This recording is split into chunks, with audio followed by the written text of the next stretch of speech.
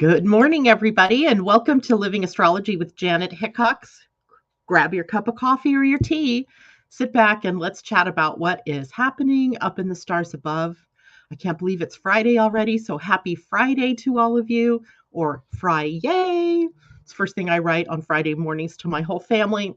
I text them and say, it's Fri-yay, and I find some kind of nifty graphic that goes along with it. You know, phones these days, they're so much fun. You can find so much to play with.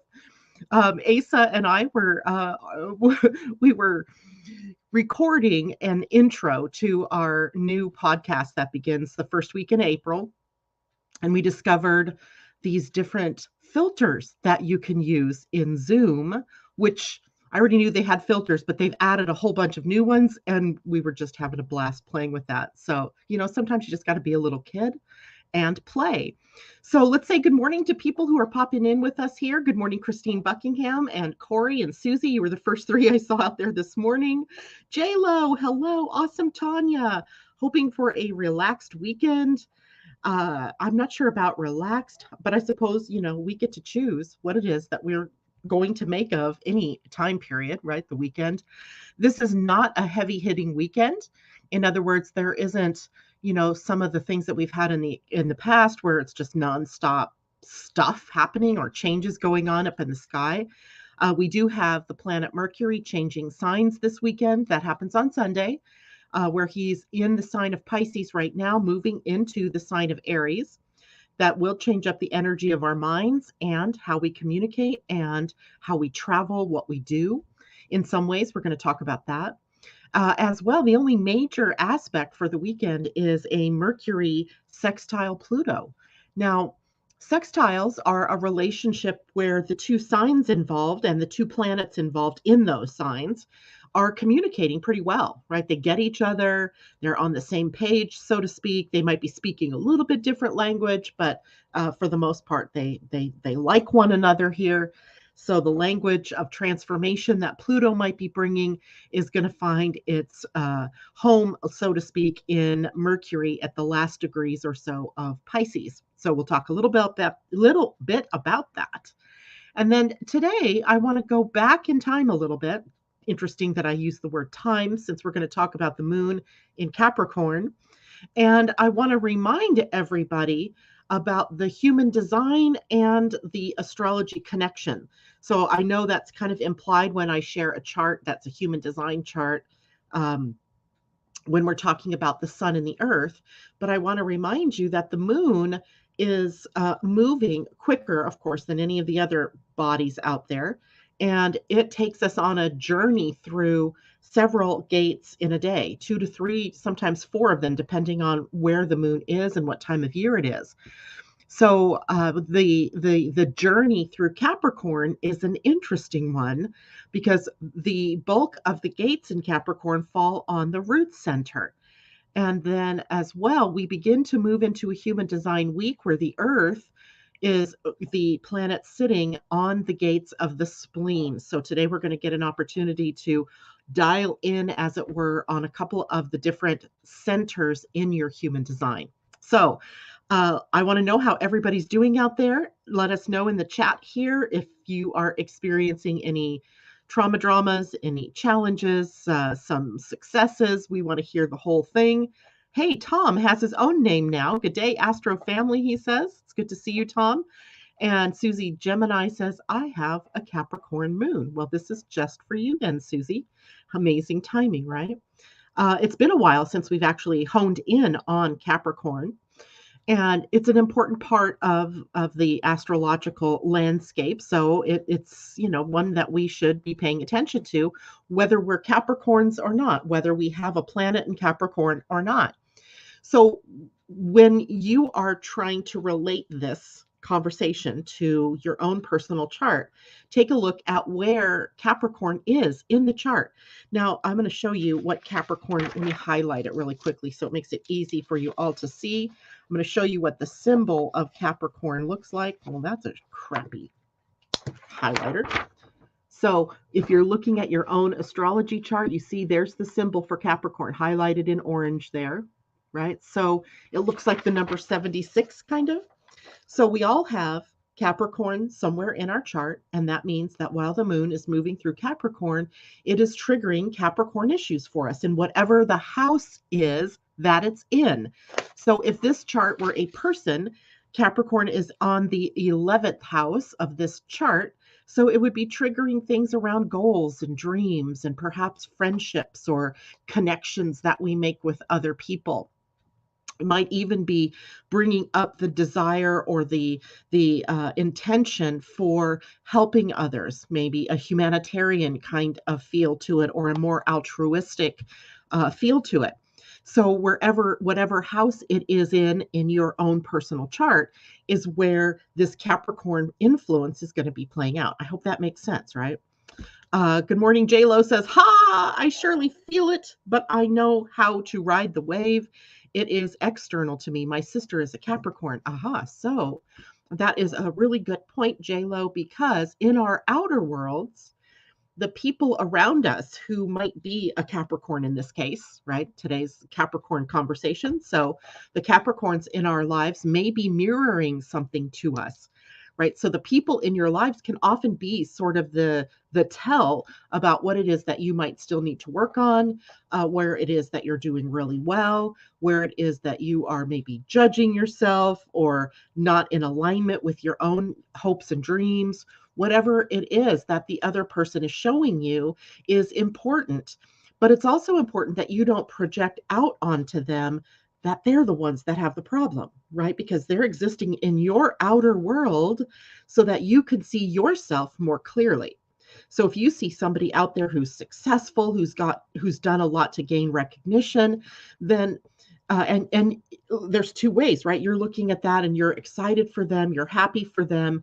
Then there's something there that you're validating to yourself about how you're seen in the world, right? About how you are seeing validation, recognition, respect in your own life. On the other hand, what if you're judging that person, right? What if you're judging that person about their success or their getting recognition? Then we have to turn that inward as well. And we have to say, okay, well, what am I judging myself for? Because I might be in judgment of myself. Or why am I judging this concept, not the person, but the concept of success and recognition? Is there some part of me that has still yet to fulfill that part of myself? So all of the people in our lives are actually able to help us see ourselves more clearly. So if you have Capricorns in your life, then look to them to see what it is that they are mirroring to you. And they could be mirroring the positive, and they might be mirroring somehow the more negative aspects of yourself. But trust me when I say, no matter what you see out there, it's never them. They're never the cause, right? They're never the cause. They are just there on your screen helping you to see yourself more clearly and for you to heal yourself or to work with yourself, to love yourself more completely and more fully, as well as when you take that in and you love yourself more completely and more fully, you are actually also loving that part of yourself and that person more completely and fully. Good morning, Amy D. Congratulations to Asa's baby, Savannah. Oh my gosh, she's adorable. Mama and baby are home and doing well. And I'm waiting for more pictures of little baby Savannah. But those first couple of days afterwards, it's hard to get back into the swing of having a newborn.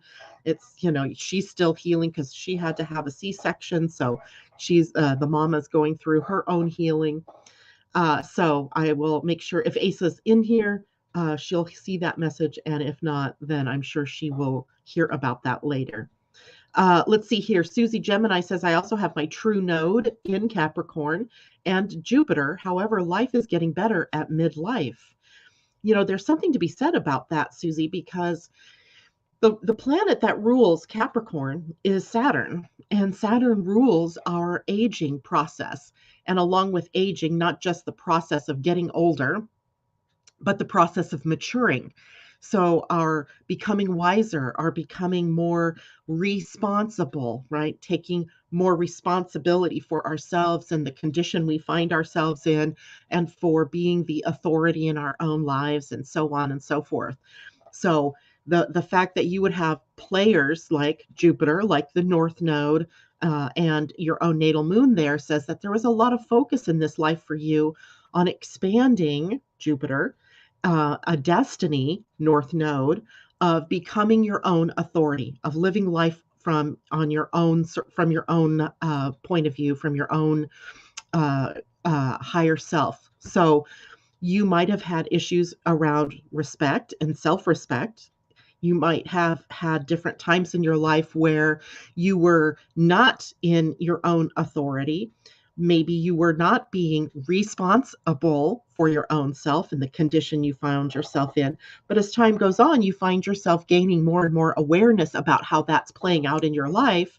And you get to then become more focused in that North Node, which becomes your destiny. You're walking the path then of Capricorn, um, goals and success and recognition and gaining your own authority, um, respecting yourself and others, and that kind of thing. So there you have that. Good morning, Pam. Good morning, everyone. Capricorn 11th, South Node only. So when I see the South Node in Capricorn, I often think about discipline, the word discipline. The South Node can kind of tell us what our past life experiences have been, or if not literally your past lives, the earlier part of this lifetime, like before 40 years old. So maybe from birth to 40-ish, where maybe you were growing up in an atmosphere of strict discipline, of dealing or having to deal with inflexible people or becoming inflexible yourself. And even, past lifetimes of, say, like military service or working in a government situation or in some kind of institutional environment where there wasn't a lot of your being able to live from your own authority, where you were being told what to do, when to do it, how to do it, and living within certain circumscribed lines, if you will. And in this lifetime, you're letting go of that more, how can I even describe this? That more disciplined outlook, but holding on to the ability to be disciplined, to be responsible, but applying it to Cancer, which is where your North Node is going to be, which is more healing and nurturing and more family oriented. A lot of the South Node discipline might have been more career or professional oriented, where there wasn't very much time for family or for love or for friendships and connections, because you said it was the 11th house. In this lifetime, then your North Node focus is in the 5th house, where it's more about love and romance and children and taking care of and being taken care of, loving and being loved, and creativity and finding joy in life. So, on one hand, that Capricorn past life or earlier lifetime might not have been as much fun. And now, if you are at 40 or over, the shift is that you are finding more creativity, more joy, more love, more romance, more nurturing, more healing in your life. So I hope that makes sense for you, Pam. And J-Lo, yes, mine is in the 2nd house. I'm guessing it has to do with finances, yes, which I have learned. Woohoo! I have and continue to do great now from my younger years, indeed. So what you were trying to gain here then, J-Lo, was discipline around income, or how to use your resources more wisely, or even how to use your resources in a way that makes that was more valuable to you, seeing your own value, living from your own value. And we tend to, money is a kind of tricky issue, because it's not all about money. It's about you're using the resources that you have in a way that supports you financially, right? That is in alignment with your values. So if you, during this lifetime, then you might have had many different opportunities to learn more and more about how to take care of your financial well-being, how to put money away for the future, as Capricorn is a sign that rules the future, but not just the future like in Aquarius, where it's about the inventions and the thinking outside of the box and creating something new. It's more about the future security, right? So when we have the moon in Capricorn, what comes up to the surface for a lot of us might be our future needs in terms of financial security, health security, our older age, retirement. I was funny. Well, I had already realized the moon was in Capricorn, but I was thinking this morning about retirement because my husband is coming up to 65 this year. And, there's all these hoops you have to jump through, even though you may not be retiring. You have to do Medicare stuff, and it's crazy, and it's almost, overwhelming. But it does rule that security that we would have later in our years based on health in this case. But then also thinking about, well, when does he want to retire? And are we ready for that? And he's 4 years older than me, so I'm certainly not ready for that. And all of those kinds of conversations. So no matter what age you are at, even if you are younger, you might be thinking about your security in terms of, well, do I have a job that is going to support me? Do I love my job? Can I see myself taking on this position or this work world in a way that's going to bring me personal success and recognition and support me in the style in which I would like to become accustomed, right? So we have lots of different concerns around that. Capricorn discipline and responsibility and practicality on days like today. So Tom has Saturn in the fifth. I don't know if that means that your fifth house has Capricorn, Tom. Wait, I'm thinking that you're a Virgo rising, so I'm not sure if Capricorn is on your fifth house or not. I'm having trouble picturing that this morning. Good morning, Michelle Gay. It's good to see you. Susie says, yes, I have been investing in my future. Indeed. Now, investing in your future is always a good thing, right? But it doesn't always have to be just about the finances. Investing in your future might be, well, what kind of learning process am I going through right now, right? Is there something, a skill, a talent, a gift that I want to focus more on that can become more appealing for me as I move further into my life? Is there something now that I can bring into my life that is going to build a stronger foundation? Because when we look at Capricorn energy, we are looking at a planet rulership, Saturn, that wants the discipline to build a solid foundation, right? Building the foundation. So we have the moon in Capricorn today and tomorrow. And the moon will move into the void tomorrow evening at 5:56 p.m. my time. So 8:56 p.m. for those of you on the East time, in the East time zone. And it'll start at 4:51 p.m. And at 5:56 p.m., the moon will have moved into Aquarius. So 4:51, it's a short void. So kind of a lazy late afternoon or evening for whatever time zone you're in, overnight if you are in European time zones. And that brings us then out of Capricorn and into Aquarius. Now, right now, today, if we look at the moon and where she is in relationship to the sun, we are at the last quarter moon, or exactly that happened at about 1:57 or so this morning. So very early this morning, we reached the last quarter moon. So the moon is already in a tricky place, right? That means that there's a square, a challenge, a challenging aspect, a tension-filled aspect between the outer self being the sun and the inner self, our moon, and the emotional self, our needs and things like that. And the last quarter moon always brings up the crisis of consciousness. So when we started, let's go back to the early part of March where we started the moon cycle with the new moon. The new moon brings everything new, intentions can be set, and we're walking through a new gate or a new portal.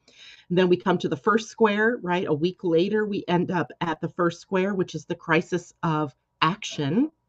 And the crisis of action is a time where our intentions might get tested, right? There might be something, a block, a physical block, a mental block, emotional block that stands in our way of getting to where we wanted to go, based on whatever that intention was.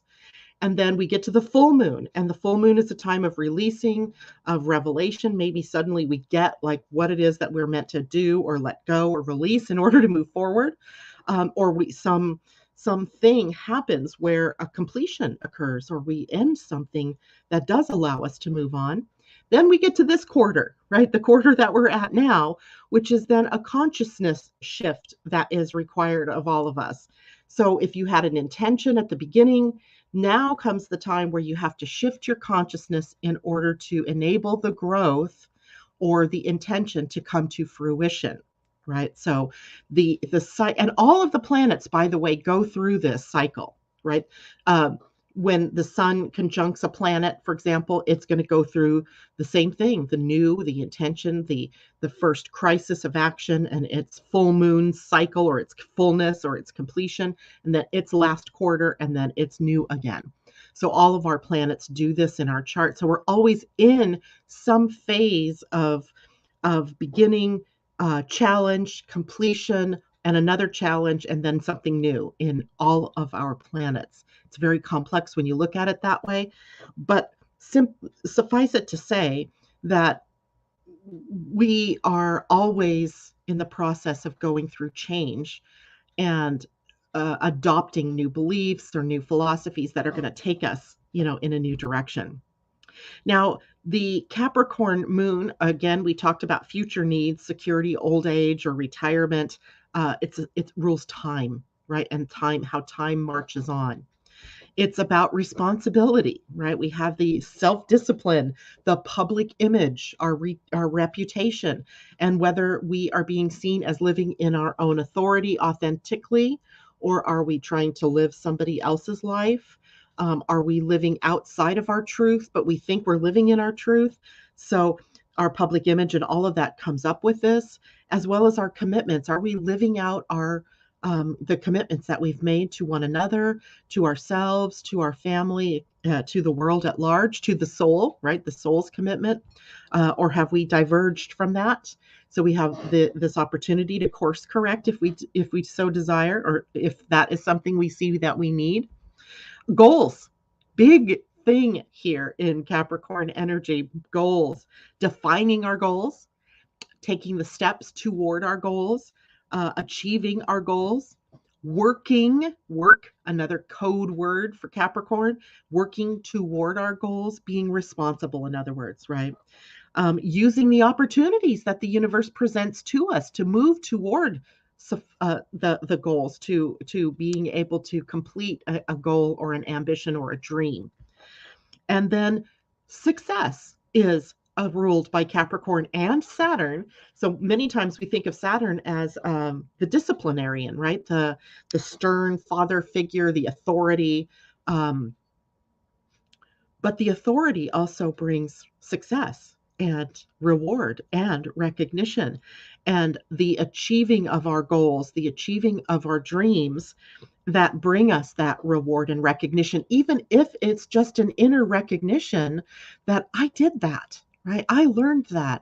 I was capable of doing that. I had a moment like that yesterday. I think I mentioned last week that I got a new bike, that my husband bought me a new e-bike as an anniversary present.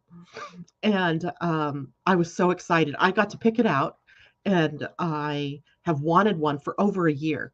Last year I wanted one, and it just wasn't in the budget. It just wasn't, coming to fruition.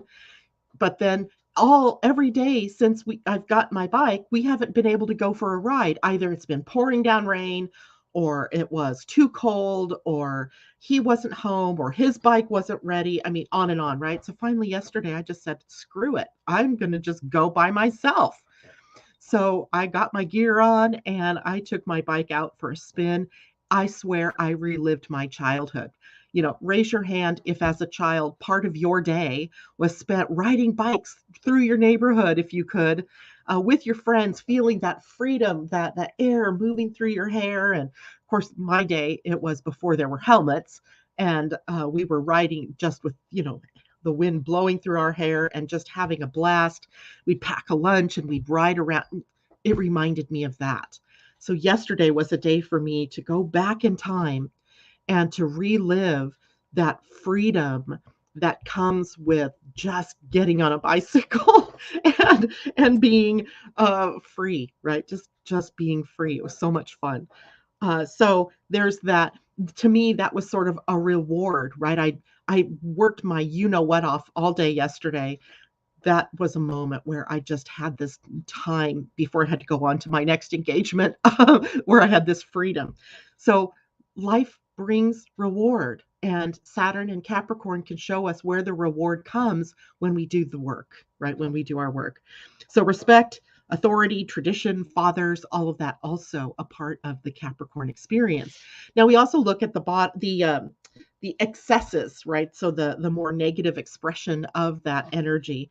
And what we see in Capricorn is the tendency toward excessive control, where there can be a lot of over disciplined, right? Or overworking, over goal oriented, right? Where we're so goal oriented or too focused, and we can't see that maybe we need to be a little more flexible. So inflexibility, lack of joy is a part of the experience in the negative here. Sternness, right? Where get that sour face. Self-justification, justifying why, what, how, and of course, pessimism. If Jupiter represents optimism, Saturn represents pessimism, or in the more negative aspects, it represents our inability to see the bigger picture or to get caught up, stuck in the practical, the organized, the down to earth, and I can't do anything fun because I have this thing I got to do. Well, that may be true. You may have to get this done, but you also may need to pay attention to the parts of yourself that need play, right? That need some fun, some expression of that. Janet, get some playing cards and clothes pegs so we can hear you coming. Oh my God, that's too funny. J-Lo says, yes, my daddy maybe taught me to ride a dirt bike. I was a rebel. I love that. Norma says, I still ride my bike at 75. I'm going to grow up and be just like you, Norma. And you know what I found so fascinating is that I wanted an electric bike, an e-bike, because where I live, it's kind of hilly. And I found my legs just like screeching at me going up the hills. And going down the hills was super fun, right? Because you just coast. So having an e-bike was going to allow me to get up those hills without, feeling like I was going to burn up my legs. And I found myself yesterday not using the electric part of that very well. So obviously all the walking I do and the bike riding I have done in the past built up the muscle. But it was really nice on some of the steeper climbs where it's a longer climb up, that I could just put that pedal assist on, and I'd still have to work the bike. That was one of the things I learned yesterday is when you stop pedaling, the bike stops. I somehow thought that all that momentum I built up by pedaling and the electricity in the bike was just going to keep me going, like a motorcycle. Nope, doesn't happen. You have to keep pedaling. So no matter how you look at it, you're still getting exercise. So I was kind of pleased about that, even though it was sort of, my husband just laughed at me last night when I told him that. He's like, yeah, you have, you have to pedal. Too funny. So J-Lo, so funny. The grackle has been coming around my home. When I looked them up, it said to have more fun. I do not know what a grackle is. You'll have to tell us what that is. That's some kind of a bird? Sounds like it might be a bird. So tell me about that. And now I'm going to shift my screen to share my screen here for a minute because I want to show you now the connection. Oh, wait, before I do that, in the body, right? The body, health, the correlation of Capricorn and Saturn to health is about the bones, the joints, the connective tissues, the ligaments and the tendons that connect and allow the bones and the joints to move. Disease processes such as arthritis and rheumatism. In the digestive system, the gallbladder, which would be over here, gallbladder, and the building up of gallstones is a process or a correlation of Capricorn and Saturn, as well as the knees and your skin, right? These are, because Capricorn is ruled by Saturn, there's a correlation here about support and the foundation and the connecting things. So your skin holds your body in, like holds all your organs together and, keeps your structure, your bones covered and protected. The bones and the joints, of course, without them, you would just be a puddle of meat on the floor. If you didn't have, the arthritis processes are when we overwork those joints or we're just by naturally aging, we get into a situation like that. And knees, of course, without your knees, you wouldn't be standing upright. Right. So there we have it. Now I'm going to go show you the screen. Hold on, share. And it's a window. Okay, so I got to click on the window first. Then let's go back here.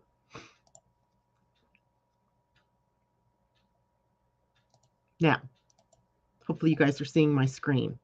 So I wanted to show you the gates in our human design that are related to Capricorn. So all I did was I went to Genetic Matrix and I brought up the human design mandala. And when you pull up the mandala, you have this opportunity to click on all of the things that are Capricorn. So right here, we start Capricorn at the gate 10, and Capricorn moves all the way through the gate 60, right? So then I looked at, well, where are these gates, right? I wanted to know. Well, when we look at 10, 10 sits on the identity center. So fascinating, y'all, because this gate is called the gate of self-love. So our Capricorn experience begins with one of the gates of love, and it begins in self-love, right? Self-love, being loving and towards self as a foundation so that you can go out into the world and do what you love with whom you love and give love as well as receive love, right? So don't you just I just find that so fascinating, right? 10. Then we move from 10 down into the root center.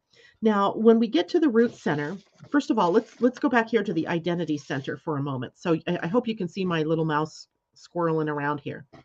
And I don't know what happened. My mouse used to be pink. I better go back in and see what I did that took that away.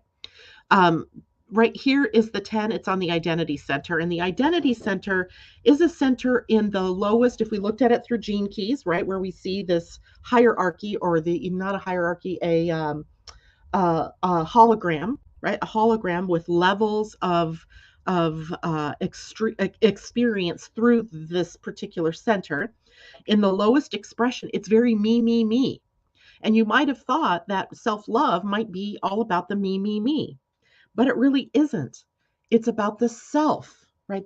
The next level up, the gift level of the identity center is about the self. And when we get to the highest expression, it's about oneness.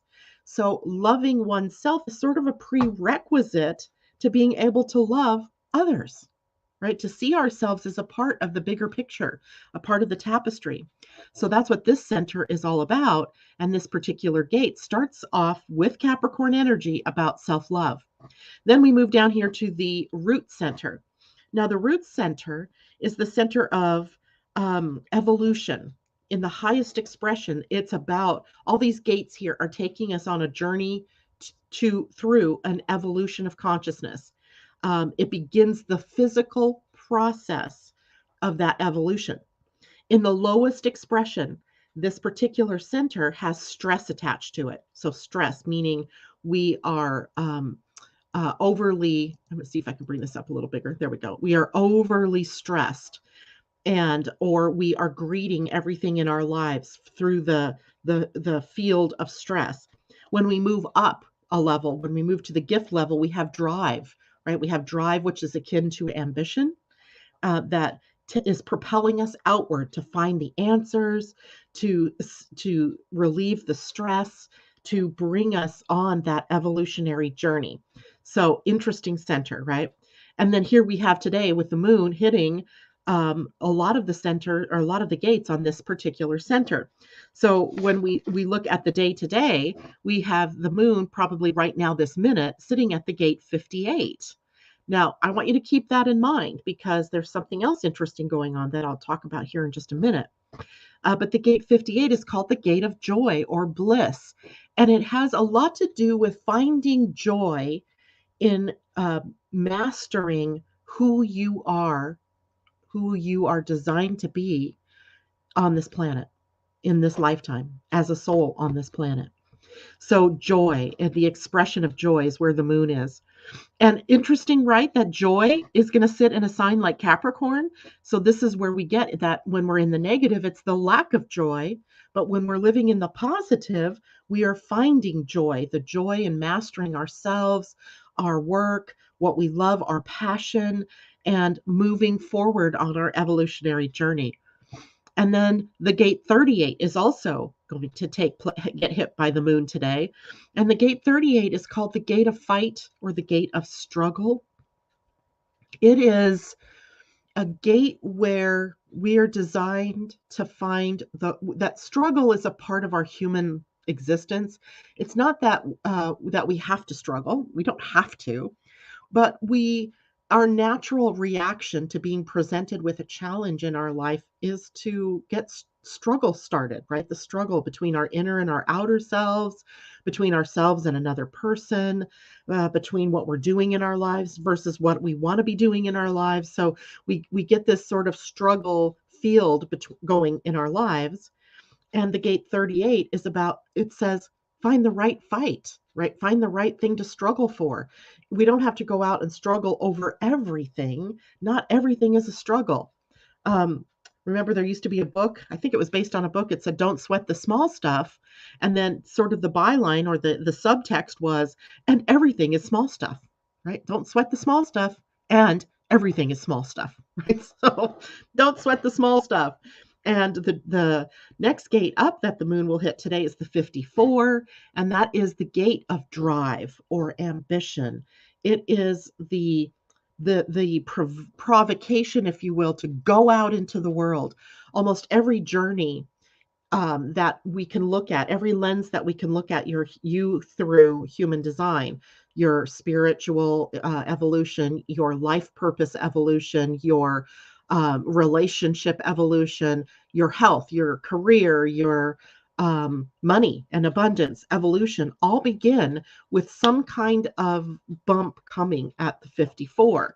It starts us out to look for enlightenment, right? Really, our whole lives are about becoming more and more enlightened. And we do that through various ways, through work, through relationship, through living out our higher purpose. So later on, the moon will hit here. And then the moon will jump to the gate 61, and that this will happen tomorrow. And the gate 61 is up in the head center, and it's about tapping into wonder and awe. In its lowest expression, it's psychotic, or it's yes, psychotic. It's not grounded in. It doesn't have a way. It sees things through such a dark glass. But in its highest, it's about looking at the world through the glasses of awe and wonder and excitement and magic. And what it does bring to us then at the 61 is the ability to find our path ahead through joy, right? It connects the head center and the root center. They're both pressure centers in human design. Here is the pressure to go out and do. And here is the pressure that's bringing in information and inspiration and asking us to take steps. But usually what happens here is we get caught up in all the questions, like, how am I supposed to do that? When am I supposed to do that? Where am I supposed to do that? Can you prove that's what I'm supposed to do? So the gate 61 says, forget all that noise and just tap into the awe and the wonder, the living out the light of our experiences. And then the last gate that the moon will hit in Capricorn is the gate 60. Here is where the moon will come into connection with Pluto, who is also at the gate 60. This is a gate of, in the shadow, limitation, right? It brings us in, it sucks us back in. And in order to have a foundation that's built in a sustainable way, because there's something about needing sustainability that we have to address as well. And the gate 60 then, from a sustainability point of view, from a good foundation, allows us to be innovative and inventive and go out into the world with new ideas, with new, searching out new things, becoming more and more of who we are designed to be. So there's that. Now, I'm going to see if you guys have any questions about any of that before I go on.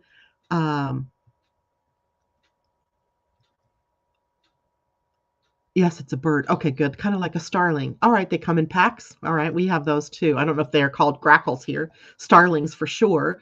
J-Lo, I love the rainbow color iridescence on their feathers when the sun shines on them. Ooh, I've got to go look one up later.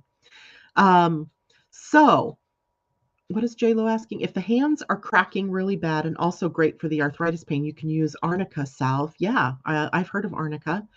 It also helps when you have bruises and you massage it into the bruises. Cool. Lots of natural remedies for any of the things that we might be feeling. But more than that, no, I haven't, J-Lo. Have you seen there is a new part called duration on genetic matrix. You'll have to tell me more about that, JLo. I'm not sure. I'll go find that later. If there are natural remedies that we can go to help ourselves when we are feeling the pain, and or we've wounded ourselves, or we have the bruises and what have you. But we can also begin to look under the surface, right? We can start to look underneath it all and discover where's the root of the problem, right? And this isn't a process of guilting yourself or shaming yourself or making you bad or wrong. I mean, after all, we do live here on a planet that does have aging as a part of the process.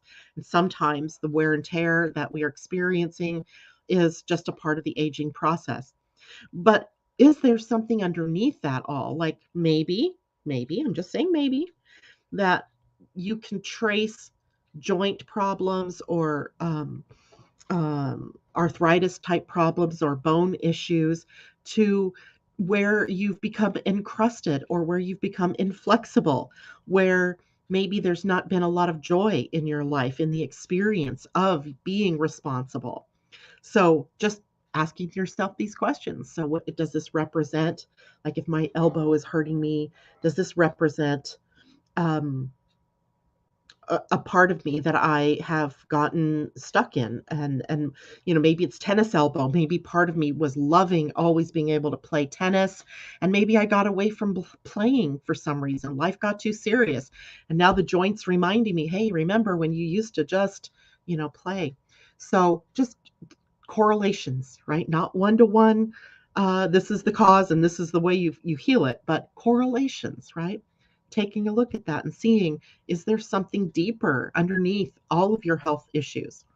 And I have probably, this one book has generated more comments from people than I've had in a long time, actually. And this was the Metaphysical Anatomy book. See how thick its mama is, right? And I've spent quite a bit of time in and out of this book over the last couple of days, kind of getting more clear about what certain health issues or certain parts of the body represent from a metaphysical standpoint. And I've been kind of surprised by what some things are that some root causes for problems that I wouldn't have even expected, that don't necessarily come with a one-to-one cause and effect. It's more, taking a look at, these things that are more nebulous that I just never would have looked at. And then recognizing, wow, okay, maybe that is part of the experience of why I have this problem going on in my life. So it's a fun book. It's seriously fun, serious fun. So anyway, I've been playing with that. And eventually I want to be able to use that in readings with people to maybe explore deeper causes of some of the angst, some of the physical expressions of health, and that your body might be talking to you. In fact, it says here, your body is talking to you, but are you listening? Are you listening? Right? So there's that. Okay, now what time is it? Okay, so I also wanted to point out that we are walking into today a new Human Design Week, and we're beginning a 7-week process now where the Earth is going to be moving through the gates of the spleen. The spleen center is the center for time, for intuition, for health, and for survival. And I want to change that word survival. I don't care if we change it to thriving or flourishing, but survival is like the bare minimum, right? If I had to look at that center, I would say that survival would be sort of the shadow, although survival has done us proud, right? We're still here, right? We've survived. But survival also implies that there's fear and that there's some kind of response our bodies are going through, a stress response, right? Fight, flight, freeze. And some of the issues that might be coming up for us over these next 7 weeks might be about, where have we become paralyzed? Where have we become stuck? And today we begin this process. And the sun always shows us what the highest expression is that we can bring. So the sun has now moved into the gate 17. The 17 is up on the Ajna. It is called the gate of opinions, but it also in the highest expression in the gene keys, if you look at this gate, it's omniscience, all knowing, all knowing. That's the highest expression. And all knowing that comes from a place of omnipresence, being present in the moment, in the now. And in the lowest expression, it is about sharing opinions, right? Just spouting off opinions as if they're truth, and they're not necessarily truth. They're your opinions, right? So we have this interesting connection to our minds and what we think, and the ability to get above that, to see from a higher perspective what constitutes real truth, right? But the earth in our human design is sometimes bringing up the challenge. What is it that we're going to have to satisfy within us in order to get to the highest expression of the sun that week? And for all of you, if you don't have 17 defined, the earth is going to be at the 18, and you don't have 18 defined, meaning any color, you're now going to have them defined. So you're going to be dealing with this. Those of you who already had 17 and 18 defined, it just brings this more into your awareness. So every one of us is going to be experiencing the idea for the next 4 or 5 days about opinions versus fact or truth, or what constitutes real truth versus just facts and figures or information.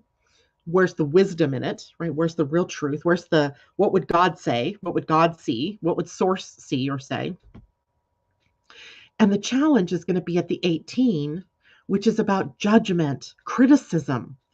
I like this is where I really like quantum human design, Karen Curry Parker's system of quantum human design, where the gate 18 is renamed to realignment. And in the old traditional human design, this was called the gate of criticism or judgment. It's a place, however, it is a part of us that can always tap into what it is that we see that's out of alignment, so that we can realign, because the gate realigns with joy. So remember I said back when we were looking at the moon's transits today, that the gate of joy, right? How do we get back in alignment with that? So let's see, I'm going to try to share my screen again with everybody so I can show you this. And this is a window I had open, I think. No, it's Chrome tab. And I have so many Chrome tabs open because I'm in the middle of so many different things. You guys just wouldn't believe what my computer looks like right now. Okay, chart builder, there we go. I was looking for it to say genetic matrix. So what you guys should be seeing now is where the sun and the earth are for this upcoming week. So here we go. We have the earth down here at 18, and 18 then comes over here. Oops, wrong one. I don't want you. Comes over here and joins up with the moon at the gate 58 and completes this whole channel of perfection. And what perfection is here is the ability that we all have to see where things are out of alignment and how that we can make a course correction to align more fully with what brings us joy. Now, we also are very adept at seeing that in other people. How many of you, raise your hand, can easily see where other people are out of alignment in their lives and what it would take to bring them back to a joyful expression? But sometimes you are so blind to what's going on in your own life, right? That's the idea in this particular channel, is that we need to really tap into our own sense of what needs to be realigned. And if we find ourselves in a position of being able to share with someone else about how they could align themselves to bring on more joy, take note, people, this is not the throat center. It is very far away from the throat center. And the throat center being here is where we need an invitation to share, right? We need to be able to have someone ask us, hey, what do you think about this? Or how do you think I can make this better? Or I suck in my life right now. What can I do? Those kinds of questions are invitations, if you will, for you to help others to realign.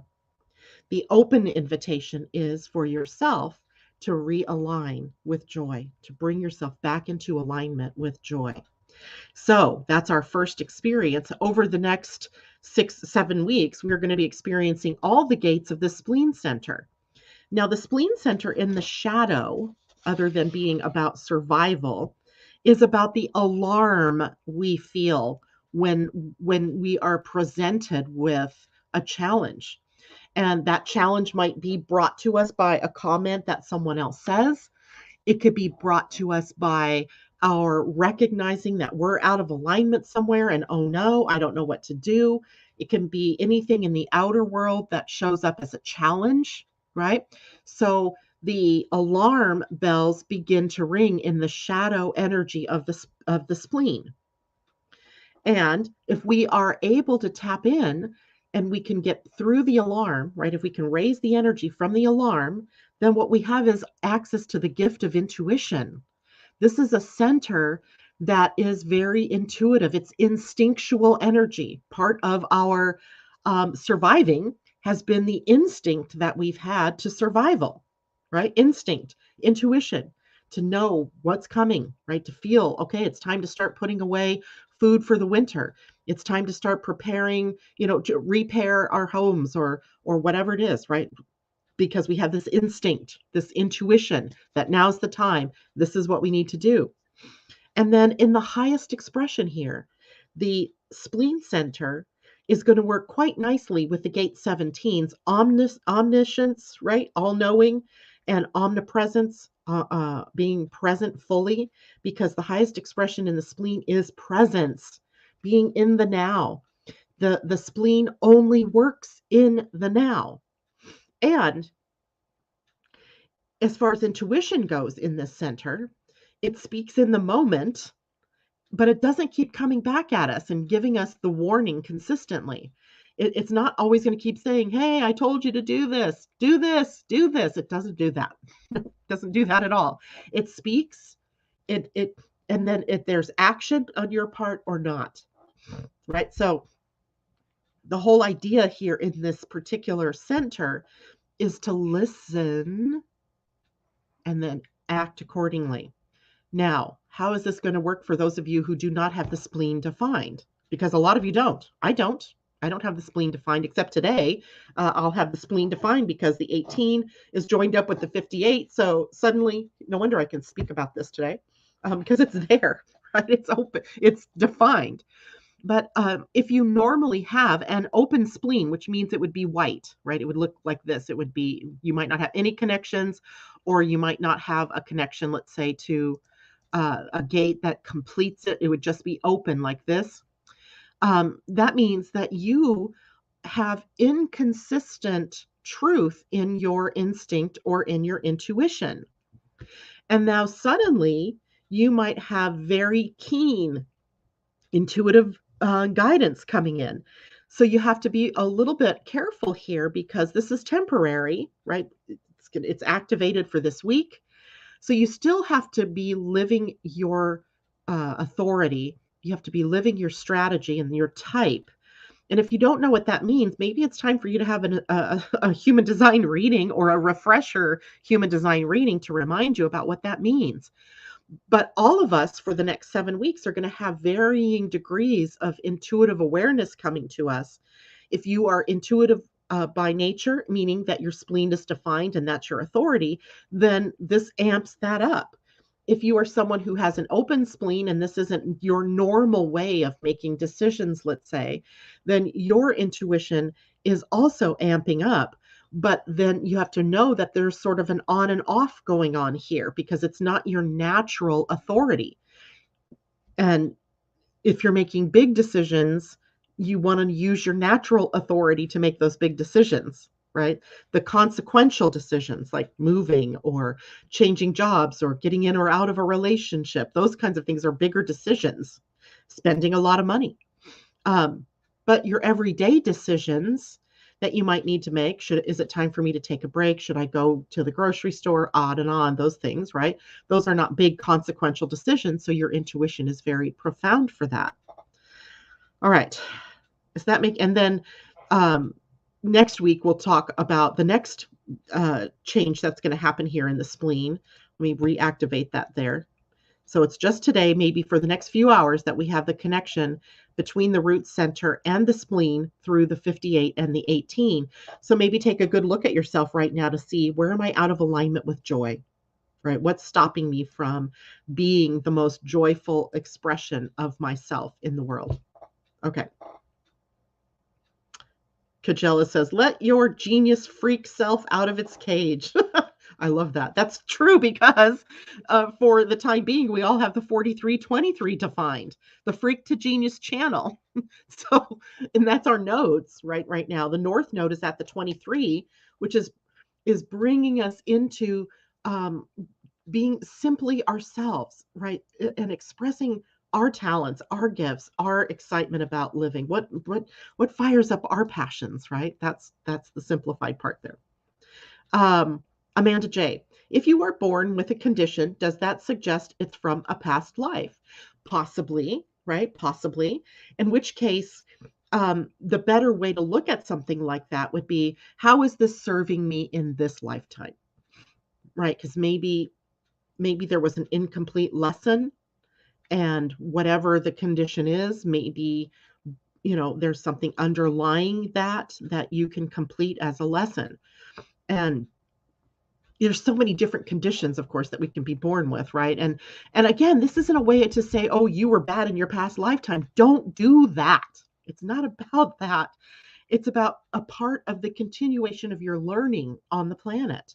And your learning and your evolution might be tied to a condition that you have that's putting you in the way of fixing yourself in some way. Not that you're broken, but finding the cause or doing the work that's required, right? So I don't know what your condition is, Amanda. I'm trying to think back to when we were talking, but I can't remember what it is, so I don't know how to speak to it specifically.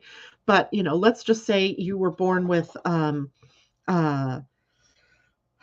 maybe you were born with juvenile diabetes, right? Or diabetes, that type 1 diabetes, juvenile diabetes. The question wouldn't be, how did I bring this on myself? That would be like you blaming yourself. But what can I learn from this? How is this serving my evolution of consciousness? And it is useful to look back at what the causes might be. But if it's something you're born with, likely that's carrying over from a previous lifetime, or in some way the soul agreed coming in that this disease or this condition is going to serve my evolution. That's what we want to tap into, right? So it's hard to say exactly what that is without really doing some work, some internal work on that. And then, we also have other things, that conditions that happen, addictions and accidents that happen. And, how do those serve us? Because they're serving us in some way as well. All right. So good question, Amanda. You're right, JLo. That's a great question. Christine must have said something up here that I missed. My daughter doesn't want to go to the school dance, so we're going to have our own dance party tonight. I love that. That's great. Christine said, I've read some choose to come back with disabilities to help the family learn lessons. Again, that would be a soul choice that serves the evolution of the soul, of not only the personal soul, but the soul group, right? And you can almost bet that your family members, your closest friends, they're all part of your soul group.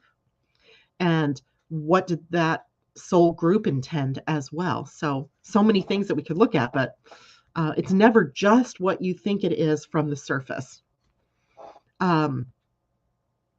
Tom, I just dropped in to see what condition my condition was in. Isn't that a song? Something like that. Okay. I'm looking back to see if I had any other questions. I can't tell. All right. So that is it, I think, for me today. I did want to get into, one more thing before I go. Mercury this weekend is moving out of Pisces and into the sign of Aries. Now, as he exits Pisces, he is going to be in a sextile to Pluto. Pluto is at about the 27th degree, 28th degree of Capricorn, and Mercury is going to sextile Pluto. That brings some empowerment to your speech, but also to your mind. So You have the access this weekend to an empowered mind and a way to look at, are my words congruent with the most loving things that I could say about myself, or the most loving way that I could be. Then he moves on. Mercury, the planet of communication, the planet of the mind, moves into Aries, and everything seems to speed up. Where while in Pisces, it might have been slowed down, it might have been more dreamy, might have been more hearing, the voice of spirit. Now it becomes highly activated, and this is Mars territory, so it's action oriented. It can be impulsive, so we'll have to be conscious about where we might be using our mind or our speech in impulsive ways, where we might be more confrontational in the things that we're saying, where we might need to consciously slow things down a little bit before we just do or say things that we might regret later. So, but the high side is that the mind is very active. It's very powerful during a Mercury in Aries transit. It's youthful, it's bold, it's going to take action first and think later, and that can be a problem. So we want to just monitor that in our own experience. And wherever Aries is in your chart is where Mercury is going to be spending the next couple of weeks, and bringing up the desire for more action to make things go a little bit faster. All right. That is it for me today. I think I'm going to draw one card. I haven't gotten to draw cards this week, and I'm missing it. So I'm going to draw us an animal card, since we talked about grackles. Let's draw a card, an animal card that represents the path ahead for us this weekend, and see what we can learn here. Ooh, buffalo spirit. Yeah. The abundant universe will provide. Card number 10, buffalo. And it was upright. Look at that. Isn't that beautiful? I just love that picture. Buffalo spirit is about abundance. So let's read about this. Card 10.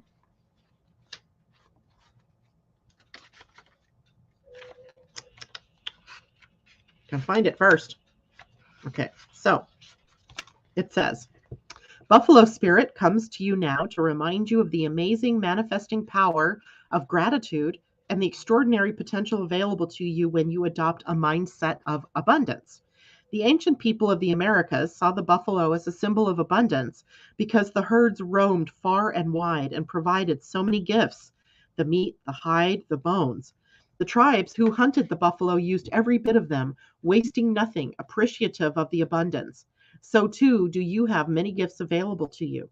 Buffalo spirit appears to let you know that you are in a powerful time to manifest your desires, not by force or pushing, but rather by following a natural path that rises up before you, trusting that there is always plenty to go around.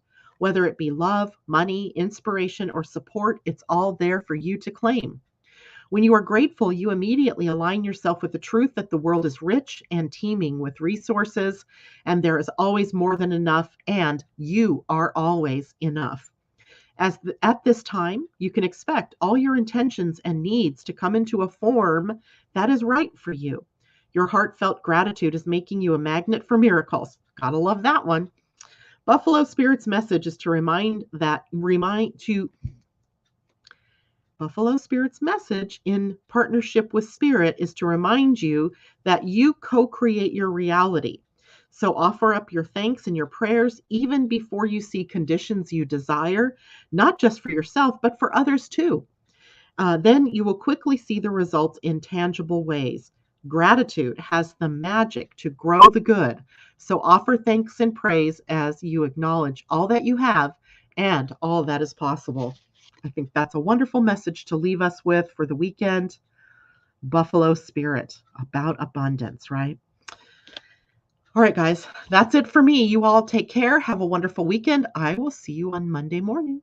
Bye for now.